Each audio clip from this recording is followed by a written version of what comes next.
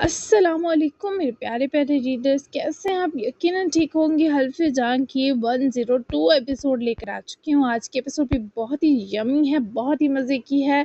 तो बिना टाइम ज़ाया किए मैं आपको लेकर चलती हूँ। एपिसोड है 102, नॉवल हल्फ जान बाय अस्मा मिर्ज़ा। तो जल्दी से पढ़ना स्टार्ट करती हूँ। Let's start. फजर की नमाज पढ़ने के लिए जब शमसुद्दीन कमरे से निकलकर बाहर आए तो बाहर जाते हुए उनकी नज़र यमल के कमरे के दरवाजे पर गई तो नीचे दिखाई देती दर्द से पता चला कि लाइट ऑन थी। वो बच्चों की फिक्र में इस तरफ बढ़े और दरवाज़ा खोलकर अंदर झांके तो उनके होंठों पर तब मुस्कुराहट आई जब वो दोनों बच्चे जाग कर अभी भी बातें कर रहे थे। तुम दोनों सोए नहीं मेरे शहजादों? नाना की नरम पुकार पर यमल ने फौरी दरवाजे की तरफ देखा। वो दोनों ही उठकर बैठे तो शमसुद्दीन उनके करीब जाकर बिस्तर पर बैठे। दोनों की आंखें नींद से हटी हुई थी। नींद तो आ रही थी नाना, पर मैंने फजर की नमाज पढ़नी थी तभी जाग रहे हैं। अदीन ने कहा था फजर की नमाज पढ़कर अपने और नाना की दिल का सुकून मांगो और बाबा की तंदुरुस्ती भी, मम्मा की मगफिरत भी। अगर हम सो जाते तो हमारी फजर मिस हो जाती ना। अदीन को भी स्पेशल वाली दुआएं मांगनी थी। यमल के मासूमियत से बताने पर शमसुद्दीन ने शफकत भरी भीगी निगाहें अदीन अलवी पर डाली। वो इन बच्चों के मासूम और शिफाफ दिल पर कुर्बान हुए। अल्लाह तुम दोनों की हर जायज़ और नेक दुआ कबूल करे। वो सब बहुत खुशकिस्मत हैं जिनके लिए तुम दोनों के दिल बेकरार हैं। उठो, शाबाश, हो गई है अजान, नमाज पढ़ो और फिर कुछ देर सो जाओ। नींद और खाना पीना तो जिंदगी का हिस्सा है, जबकि मौत बहुत बड़ी हकीकत। जब तुम दोनों उठोगे फिर हम साथ नाश्ता करेंगे। शमसुद्दीन ने दोनों के सर बारी बारी चूमते चंद नर्म और शफीक हदायत की, जिस पर दोनों ने मुस्कुराकर सर हिलाया। शमसुद्दीन ने दोनों की खुशी देखते स्माइल की। मस्जिद चलोगे दोनों? वो दोनों ही फौरी मान गए। जी आप चलेंगे तो हम भी जाएंगे। अदीन ने ये बेहतरीन ख्याल किया जिस पर शमसुद्दीन ने उनका चेंज करने तक इंतज़ार किया। यमल ने अदीन के लिए अपने नए कपड़े निकाले थे क्योंकि दोनों की कद और स्मार्टनेस भी बिल्कुल एक जैसी थी। वो खुशी खुशी शमसुद्दीन के साथ फजर की नमाज पढ़ने मस्जिद गए।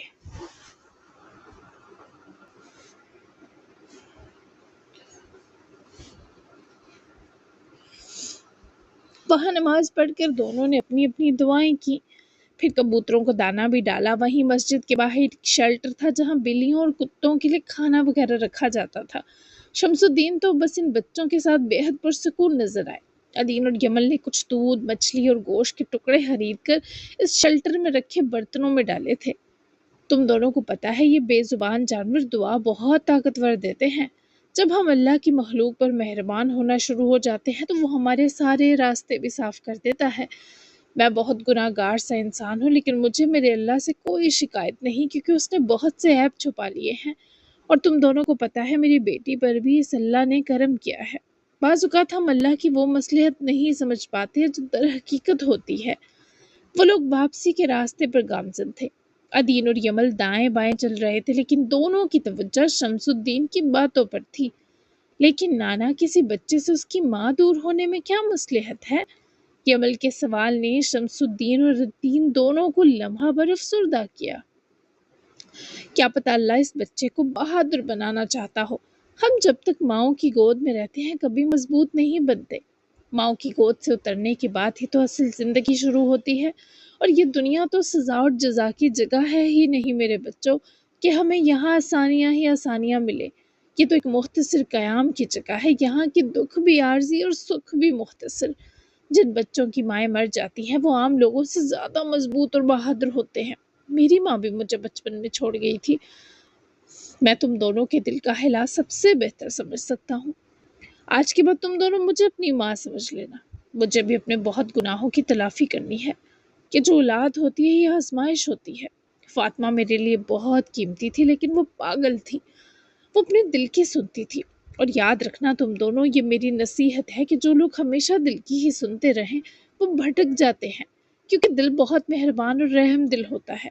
और इस बेरहम दुनिया में जीने के लिए थोड़ी संग दिली और अक्ल की ज़रूरत है। यहाँ जो इंसान अपनी मर्जी से जीने की ख्वाहिश करता है, ये दुनिया उसकी इन ख्वाहिशात को जुर्म बना देती है। मैं जैसा अपनी बेटी को बनाना चाहता था वैसा नहीं बना सका। مجھے اس کا پچھتاوا رہے گا، اس کا بہت سے معاملات میں ساتھ نہیں دینا چاہیے تھا مجھے۔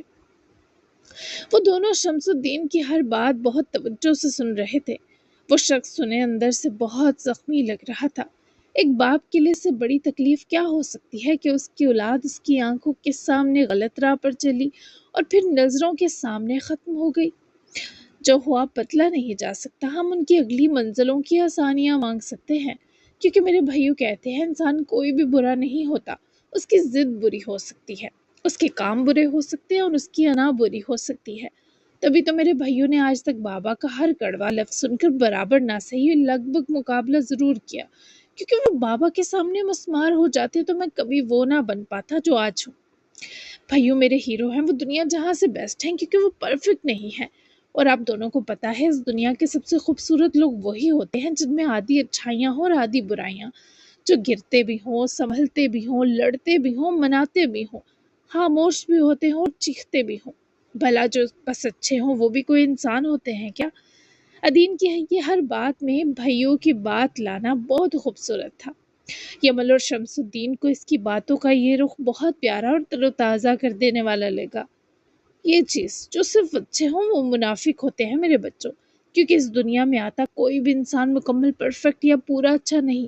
اگر کوئی ایسا ہے تو وہ بناوٹی ہے یا دکھاوا کر رہا ہے۔ مختصر یہ کہ ہم سب کہیں نہ کہیں کسی کی کہانی میں مجرم ہوتے ہیں۔ یہ اچھائی اور برائی کا ملاپ ہی تو انسانی فطرت ہے، تبھی تو گناہ ثواب جنت اور دوزخ بنائے گئے۔ شمس الدین نے جیسے ادین کی بات میں بھرپور اضافہ کیا، مجھے بھی یہی لگتا ہے کہ انسان ہمیشہ اور ہر وقت اچھا نہیں رہ سکتا، تبھی تو میں اپنی ماما سے ہمیشہ پیار کروں گا۔ انہوں نے جو بھی غلط کیا ہو کبھی جاننا نہیں چاہوں گا، اور کسی اور کی کہانی میں لاکھ بری ہو، میرے لیے میری ماں تھی۔ میری جدائی ان پر اتنی ہی قیامت رہی جتنی مجھ پر ان کی۔ ان کا ماتھا چومنا بنا کسی قرض اور بناوٹ کے تھا، اور یہ میرے لیے پوری زندگی کے لیے ان کو پیار سے یاد کرنے کو کافی ہے۔ کمل کی آنکھیں نم کرنے پر شمس الدین اور ادین کی آنکھیں بھی بھیگی تو شمس الدین نے دونوں کو اپنے سینے لگا لیا۔ وہ بچے بہت سمجھدار تھے۔ جبکہ دوسری طرف بلند ہو کر تھم چکی اذانوں کے بعد ٹھنڈک کے شدید ہونے پر انیس کی آنکھ کھلی۔ ہلکی سی حرارت اوڑھے کمبل سے مل رہی تھی، لیکن اب ٹھنڈک ان بھاری پردوں کے باوجود رک نہ رہی تھی۔ انیس نے جب خود میں مکمل سمٹ کر سوتی ارشیا کو دیکھا تو اس کی ہیزل براؤن آنکھوں میں نیند کے خمار کے ساتھ ارشیا کے دیدار کی گرمائش بھی اتر آئی۔ ارشیا چلو روم میں جا کر سو جاؤ، یہاں ٹھنڈ ہو رہی ہے۔ انیس نے ہاتھ بڑھا کر اس کے بالوں میں انگلیاں سی پھیرتے پکارا۔ ارشیا کا گرم مفرر اس کی گردن کو گرم کیے ہوئے تھا، لیکن اس کے کان برف ہو رہے تھے۔ وہ کسمسا کر انیس میں مزید جذب ہوئی تو انیس نے اپنے ہاتھ میں اس کا ٹھنڈا ہاتھ لے کر دباتے حرارت دینے کی کوشش میں جب ہونٹوں کے پاس لائے چوما تو وہ مندی مندی آنکھیں کھولتی انیس کو دیکھنے لگی۔ ایک ہاتھ تو ارشیا کا کمبل میں تھا پر ایک باہر رہ گیا تھا۔ وہ اس کی ہتھیلی اور ہاتھ کی پشت کبھی چومتا کبھی ہاتھ میں نرمی سے دبا کر گرم کرنے کی کوشش میں اتنا منہمک تھا کہ اسے پتہ ہی نہ چلا۔ وہ جاگ کر اسے محویت سے تکتی جا رہی تھی اور اپنے نصیب پر ہر سانس رشک کما رہی تھی۔ میں نے آج زندگی کی سب سے اچھی نیند لی، اتنا سکون ملا کہ یہ باہر کی شدید ٹھنڈ تو چھو بھی نہیں سکی۔ آج ثابت ہوا کہ سکون گرم کمرے یا نرم بستر میں نہیں، محبوب کی گرم جوش پناہ میں ہوتا ہے۔ اس کی طرف دیکھنے لگا، وہ اپنی بات مکمل کرتی، وہی ہاتھ انیس کے رخسار سے لگاتی، اس کا چہرہ اپنی جانب پھیرے بنا رکے بولتی گئی۔ اس کے ہر لفظ کے ساتھ انیس کا سکون ضرب ہوتا چلا گیا۔ لیکن تم سر سے پیر ٹھنڈی برف ہو رہی ہو، لیکن تم سر سے پیر تک ٹھنڈی اور برف ہو رہی ہو۔ انیس نے اس کی گلابی ہوتی ناک چومی۔ محسوس تو نہیں ہو رہا ایسا کچھ؟ کیا قسم کھاؤں؟ وہ اس کے کھورنے پر بے اختیار ہنسا۔ نہیں، تمہارا کہہ دینا کافی ہے ویتا میاں۔ وہ پرشوک نگاہوں سے ذرا سنبھل کر بیٹھی، جو ترچھی ہو کر اس پر حاوی تھی۔ اس میں کمی لائی تو دونوں کے چہرے ایک دوسرے کے بہت قریب ہوئے۔ اس کا مطلب تو تم نے بتایا ہی نہیں سڑو۔ وہ متجسس تھی۔ میری زندگی۔ وہ اس کی ٹھوڑی چومتا روبرو ہو کر ان گرے مست آنکھوں میں آنکھیں ڈالے بولا تو ارشیا کے چہرے کے حد و حال متبسم ہوئے۔ تم میری جان، میرے سکون کی بات تو ہو گئی، تم بتاؤ تمہیں نیند آئی تھی؟ دل کچھ بہتر ہوا؟ وہ اب اپنے بارے نہیں صرف انیس کے دل کی حالت جاننے کو بےتاب تھی۔ تھوڑا بہتر ہے، اور میں بھی سو گیا تھا، ابھی جاگا ہوں۔ یہ بلینکٹ یہاں نہیں تھا، حیرت ہے کس نے ہمیں یہاں ڈھونڈ لیا رات میں۔ ارشیا نے بھی خود پر اوڑے بلینکٹ کو دیکھتے اسمائل کی۔ وہ حیران تھی کہ انیس کو اس بارے شک کیسے ہے، ایسا بس ایک ہی مخلوق کر سکتی تھی۔ تم ابھی بھی اثر کو نہیں سمجھے، اس کے علاوہ یہ کوئی نہیں کر سکتا، میرا پیارا بھائی ہے وہ۔ ارشیا کے اتنے یقین پر انیس نے سر ستائش میں ہلایا۔ تو اچھے سے کرتا نا، ہم دو تھے اور یہ اتنا باریک کمبل جنوری کی ٹھنڈ اس سے رکتی ہے بھلا؟ وہ انیس کے شکوے پر ہنستی ہوئی اس کی ناک پکڑ کر دبا گئی۔ کبھی خوش مت ہونا تم سڑو نخریلے آدمی، اس کا یہ کیوٹ عمل دیکھو، اگر یہ کمبل بھی نہ ہوتا تو ہماری کلفی جم چکی ہوتی۔ یہ تو شکر ہے ہم نے گرم کپڑے پہنے تھے، بیگ شیک تھے، بھلا ہو اس کمبل نے بھی تھوڑی حرارت دے دی۔ اس کو زور سے گلے لگانا، ورنہ نئے نویلے بیاہے بھائی تو بیویوں کے پلوں سے ہی نہیں اترتے۔ وہ اترا، رات کو آیا ادھر اور ہمیں یہ کمبل اڑایا۔ ورشا کی باتیں سنتا ہنس پڑا کہ کیا مخلوق ہے اس کی لما، اتنا دماغ لاتی کہاں سے ہے؟ تمہارا بس چلے، تم مجھ سے شکریہ ہی کرواتی رہو۔ دھوپ کا، چھاؤں کا، راستوں کا، موسموں کا، اور مجھے خون ڈونیٹ کرتے ہر انسان کا۔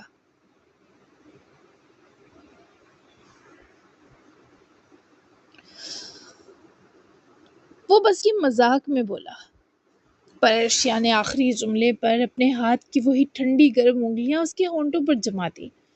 اب تمہیں خون کی ضرورت نہیں پڑے گی، میں تمہیں ایک چھوٹا سا کٹ بھی نہیں لگنے دوں گی۔ تم ابھی اپنے لیے ارشیا کا پروٹیکٹیو ہونا جانتے ہی کب ہو؟ تم تک آتی ہر تکلیف کو پہلے مجھ سے نمٹنا ہوگا۔ میں نے اپنی زندگی میں آج سے پہلے کچھ بھی اتنی شدت سے نہیں مانگا جتنا اب مانگ رہی ہوں، اور وہ ہے تمہیں کبھی چوٹ نہ لگنا۔ اس بیماری کا کوئی مستقل علاج نہیں سوائے احتیاط کے، اور میں دنیا جہاں کی احتیاط تمہارے ارد گرد حائل کر دوں گی۔ لوگ محبت میں جان دیتے ہیں، پر میں محبت میں تمہاری جان کی حفاظت کروں گی، کبھی تمہیں چوٹ لگنے نہیں دوں گی۔ وہ کچھ لمحے جس سے کچھ بول ہی نہ پایا، ایسا لگ رہا تھا اس لڑکی میں ہمراہ الوی کی روح گسائی ہو۔ ماما بالکل ایسا ہی کرتی تھی، اور یہی کر کے وہ میرے لیے بہت خوار ہوئیں۔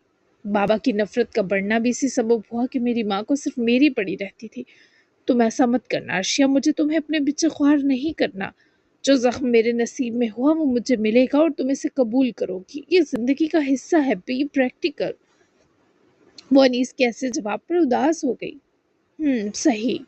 وہ ناراض ہو کر اس کا حصار توڑ کر اٹھنے لگی تو انیس نے اسے آہستگی سے اس کی کلائی سے پکڑ کر واپس بٹھایا، لیکن وہ منہ پھر گئی۔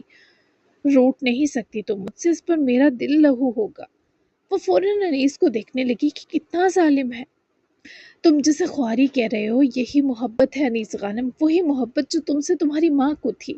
کیا پتا تم سے ان کی محبت ہی ان کا اتنے سال بچاؤ بنی رہی، ورنہ یہ جانتے ہوئے کہ وہ اپنے شوہر کی پسندیدہ عورت نہیں، وہ کیسے جی ہوں گی؟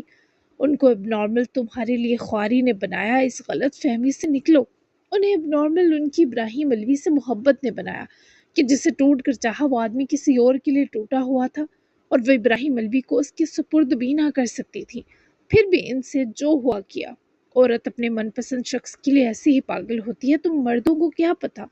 بجائے اس کے تم اس عورت کی محبت ہونے پر رشک کرو، تم افسوس کر رہے ہو، ان کی روح کو کتنا درد پہنچا ہوگا۔ انیس کی آنکھیں حفیظ سی سرخائی میں اتر آئیں، لیکن ارشیا کا مقصد اسے دکھ پہنچانا نہیں تھا۔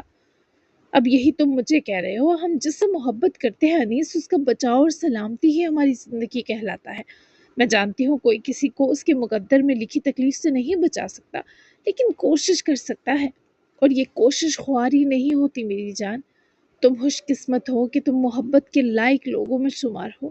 اپنے بابا کو دیکھو، نہ وہ یہاں کے لگتے ہیں نہ وہاں کے، بیچ میں کہیں اٹک گیا ان کا پورا وجود۔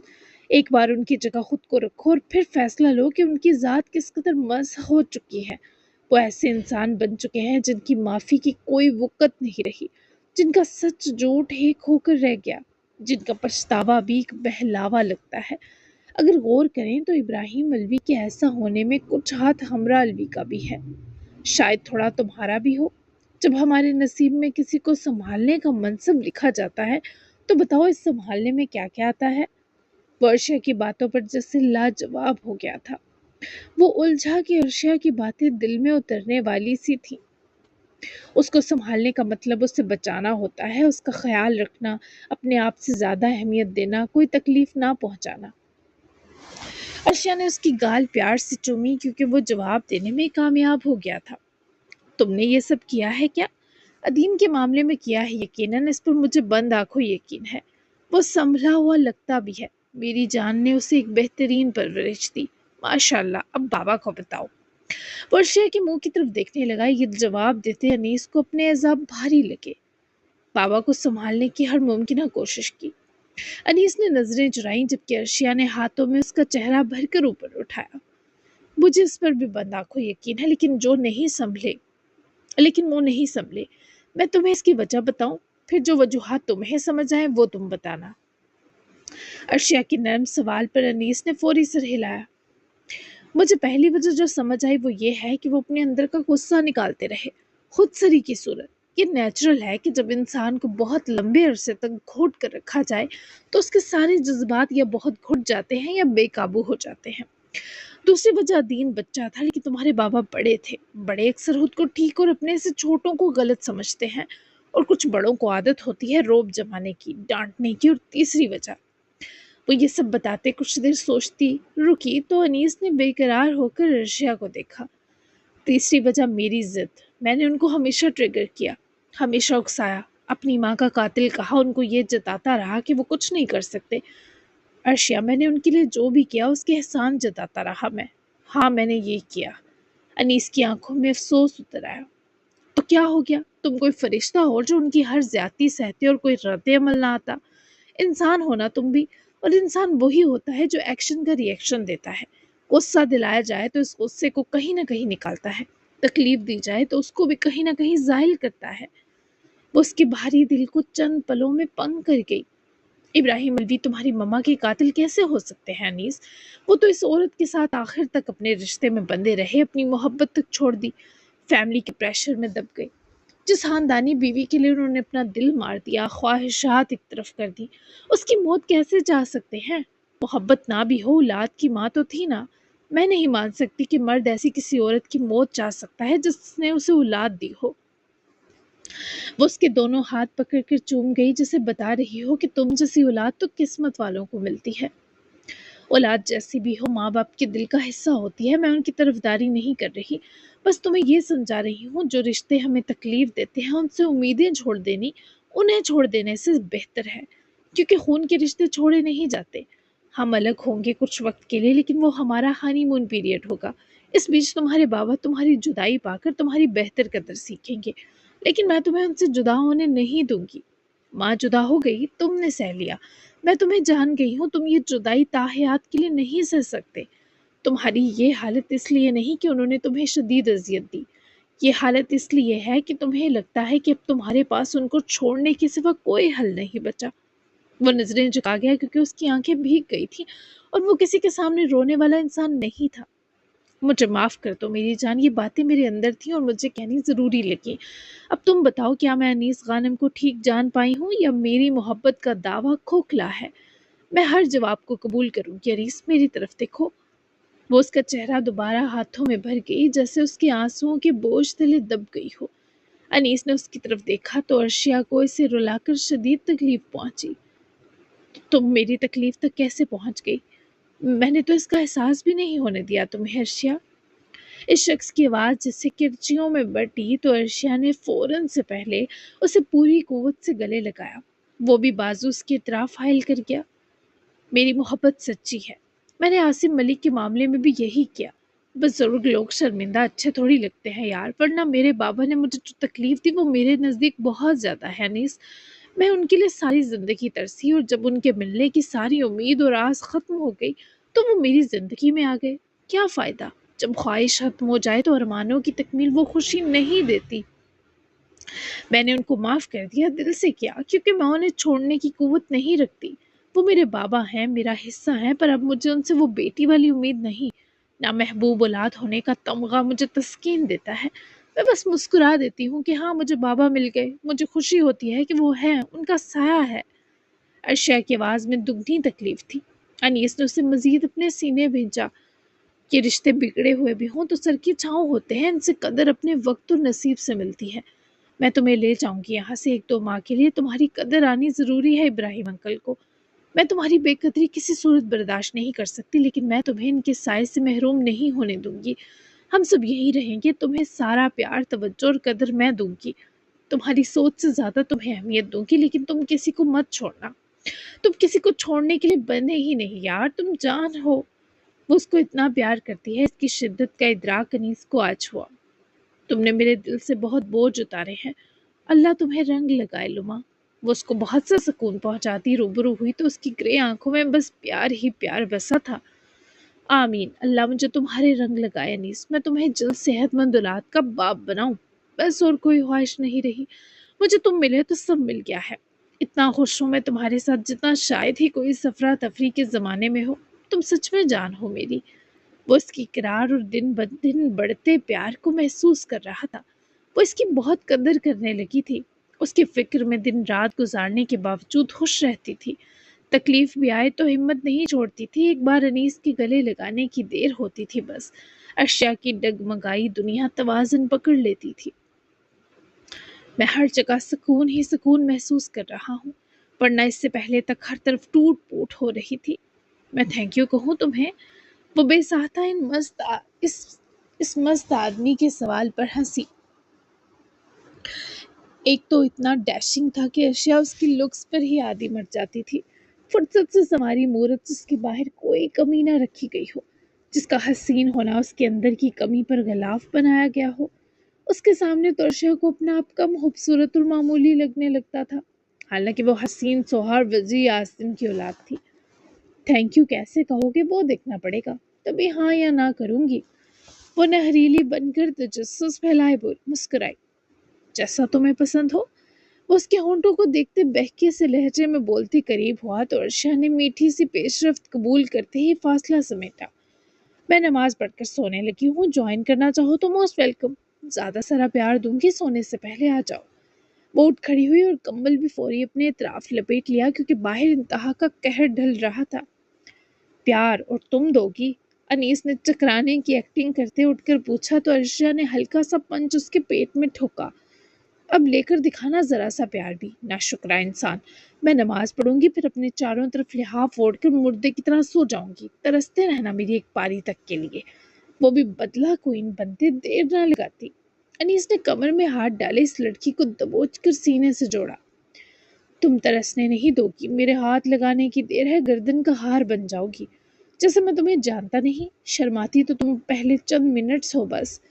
उसकी बेबाक गुफ्तगू पर कान की लौ तक सुर्ख हुई। कितने वो हो तुम? अगर सारा वक्त शर्माती रहती तो तुम्हारी नैया पार कैसे लगती? बेबी क्या इंटरनेट से डाउनलोड करना है? उसकी डांट, वो भी शर्माई शर्माई पर दबा दबा मुस्कुराया। नहीं, तुमसे चाहिए तुम्हारे जैसा। अनीस की गिरफ्त शदीद हुई तो अर्शिया के रुखसार ऐसी ख्वाहिश पर दुआ हुए। मुझसे अच्छा भी मिल सकता है। वो भी जवाबन शर्मा कर बोली। यानी मेरे जैसा? अनीस ने दांतों की नुमाइश की तो वो हंसकर उसकी प्योरी गाल दांतों में हल्का सा दबाकर खींच गई कि निशान भी ना आया, और इसने दांतों की गुदगुदी भी मिटाई। खुशफहमी का जहां बनते जा रहे हो। इतने भी अच्छे नहीं हो। मेरी मोहब्बत ने सर चढ़ा रखा तुम्हें, लेकिन मुझे तुम्हारे ऐसे शरारती वर्जन से एक अलग लेवल का प्यार है। वो अपनी खुशी छुपा ही ना सकती थी। और मुझे तुम्हारे स्कॉट खाते वर्जन से। मेरी जंगली बिल्ली, चलो जाओ कोई नेक काम कर लो अब। बस रोमांस ही बाहर निकालती रहती हो मेरा हर वक्त। वो इसे जरा दूर कर गया तो अर्शिया ने उसकी शोही शक्ल घूरी। इतना तुम्हारा बेकाबू रोमांस है नहीं जो मेरे उकसाने पर निकल जाए। सच बताऊं तो खुश्क तरीन आदमी हो तुम अभी भी। ये भी जो अल्लाह अल्लाह करके तुम्हें शोहराना जरासीम आए, ये भी मेरी बदौलत इंस्टॉल हुए हैं। और मैं जो ये तुम्हें रोमांटिक बना रही हूँ दिन ब दिन, ये भी नेक ही काम है। समझे ना तुम प्यारे मुंह वाली मगरूर जा रही हो। हाँ। वो पटर पटर जुबान चलाती ये जा वो जा, और अनीस भी हंसकर मोहतरमा के पीछे ही लपका, क्योंकि फजर उसे भी अदा करनी थी। फिर सोने तक अर्शिया को जी भरकर अपनी नजदीकियों से सुर्ख भी तो करना था। उसके तेवर हाथ से शैतानी हो चुके थे। ये पटाखा लड़की थी ही ऐसी। अर्शिया तो सीधा रूम में चली गई, लेकिन अनीस लाउंज में गया, फिर किचन का रुख किया कि कहीं शेफ लाला दिखाई दे तो लगे हाथों कंबल उड़ाने का शुक्रिया ठोक दे। पर लग रहा था भाई साहब फिर से बीवी के पल्लू से लटक गए थे। यही सोचकर वो भी कमरे का रुख करने लगा, तभी बाबा के कमरे का दरवाजा खुलने पर वो ना चाहते हुए भी सीढ़ियों की तरफ जाते जाते अपने कदम रोक गया। अनीस! बाबा के पुकारने पर अनीस ने अपना सीढ़ियों के पहले स्टेप पर रखा कदम वापस लिया और मुड़ा तो सामने इब्राहिम खड़े थे। मुझसे असर पर हाथ उठ गया कल। वो हंस रहा था मेरी बेबसी पर। उसने कहा तुम्हें मुझ नशेड़ी बाप को पालना पड़ा। मैं बस तब नशा करता हूँ जब तकलीफ हद से बढ़ जाती है, जब कुछ भी सोचने समझने की सलाहियत दम तोड़ जाती है। लेकिन अब मैं कभी कोई भी नशा नहीं करूंगा, कभी शराब को हाथ नहीं लगाऊंगा। मैं अब किसी तकलीफ से फरार नहीं करूंगा। तुम मुझे जो भी सजा दो कि होशो हवास में सहूंगा। मैं तुमसे माफी चाहता हूँ इस मौत वाली धमकी के लिए। तुमने ही यकीनन मेरे कमरे में मौजूद हर तरह की मेडिसिन उठाकर फेंकी है ना। इन गोलियों को भी तुमने मसला। तुम मुझसे बहुत प्यार करते हो, मुझे पता है। वो बाबा को देखता रहा जैसे उनके कहे को सुनकर भी कोई रद्द अमल ना दे पा रहा हो। असर ने मेरी वजह से ऐसा कहा होगा, उसने कल मुझे देखा था शायद तभी। लेकिन थप्पड़, वो तो आपने अपनी औलाद पर भी कभी हाथ नहीं उठाया। फिर ये क्यों हुआ? वो हंसा था तो आप भी हंस लेते, हिसाब चुकता हो जाता। अनीस का लहजा बिल्कुल आम और नॉर्मल था। इब्राहिम जैसे समझ ना पाए कि वो राजी है या खफा। मुझे हंसी नहीं आ रही थी ना, इस पर गुस्सा आ गया कि वो कौन होता है बाप बेटे के मामले में घुसने वाला। पता नहीं क्या उल फुल बक दिए मैंने। मैं तब से अपना हाथ तक नहीं देख पा रहा, क्योंकि ये वाकई मैं नहीं हूँ। वो बाबा के हाथ को देखते शदीद मायूस था और असर के लिए भी सीना दहक रहा था कि इस बेटे पर क्या बीती होगी। और कल जब उसका राज खुलेगा तो और सुबह जब उसका राज खुलेगा तो इब्राहिम फिर अपने हाथ की क्या सजा चुनेंगे।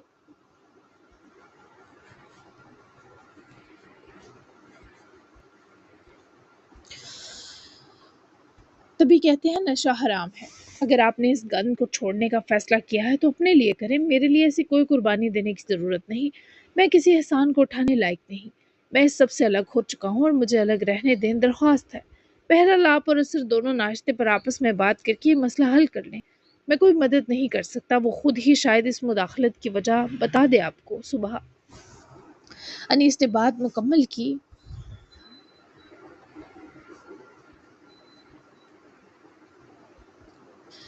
और जाने लगा जब इब्राहिम ने आगे बढ़कर उसका बाजू थामे रुका। अगर मैं हर गंदी हरकत और आदत छोड़ दूं तो क्या तुम्हें खुशी होगी अनीस? ये सवाल अनीस को बेजारगी से बच गया, क्योंकि वैसे सवाल सुनने की ताकत नहीं रखता था। मुझे खुशी होगी जब अदीन को ये अमल दरामद करने के बाद बताएंगे आप। उसे खुश देखकर सुकून मिलता है मुझे। बाकी अपनी खुशी देखे, मेरी नहीं। नाश्ते पर मिलता हूँ। वो इस बार पलटा तो इब्राहिम ने खुशगवार हैरत से अनीस का कुछ हद तक नरम होना महसूस किए उसे जाने दिया। वो तब तक उसे देखते रहे जब तक वो सीढ़ियों से ओझल ना हुआ। मुझे अब सिर्फ तुम चाहिए हो। मैं साबित करूंगा कि मैं तुम्हारी चाहत अपने लिए कर रहा हूँ, ना कि सनम या अपने तीसरे बेटे को पाने के लिए। वो मेरे ही हैं, मेरा उनसे ताल्लुक कोई खत्म नहीं कर सकता। लेकिन मैं जब तक तुमसे माफ़ी ना पालूं खुद पर कोई सुख हलाल नहीं करूंगा। मैं तुम्हें मना लूंगा अनीस, मुझे खुद पर तुमने यकीन दिलाया। मुझसे शदीद नाराज होकर भी मेरी फिक्र से हाल ही ना हुए। मैं न जाने कैसे कर पाऊंगा, लेकिन तलाफी करके रहूंगा। और ये मेरे लिए जिंदगी और मौत का मसला है। अनीस को ओझल होता देखे इब्राहिम ने खुद से तहैया किया और उम्मीद के संग वो अपने कमरे की तरफ बढ़ गए। अनीस कमरे में आया तो अर्शिया ने चेंज भी किया था और वज़ू भी करके आई थी। अनीस को सोफे पर बैठकर शूज उतारता देखे वो जाए नमाज उठाती उसके सर पर आ रुकी। असर और बाबा के बीच कुछ हुआ है अर्शिया, उन्होंने असर को थप्पड़ मारा।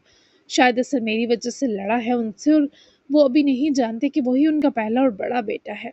बाबा इसलिए गुस्सा हुए कि उन्हें असर की मुदाखलत नागवार गुजरी, और असर इसलिए पागल हुआ क्योंकि वो मेरी तकलीफ नहीं सह सकता।